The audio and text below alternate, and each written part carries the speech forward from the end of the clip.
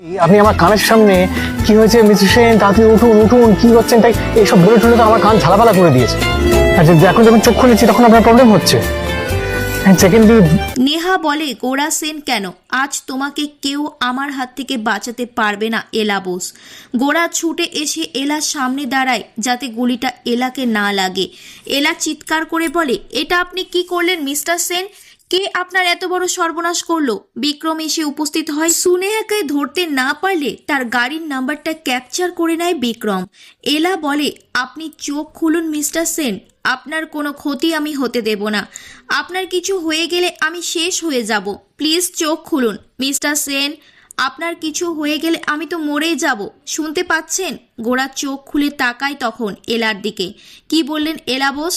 আমার কিছু হলে আপনি মরে যাবেন? তার মানে আপনি আমায় ভালোবাসেন?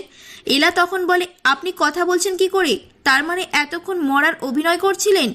আমার তেমন কিছু হয়নি, গুলিটা ছুঁয়ে বেরিয়ে গেছে। আমি আপনাকে ছাড়া থাকতে পারবো না, আমাকে ক্ষমা করে দিন এলা বোস।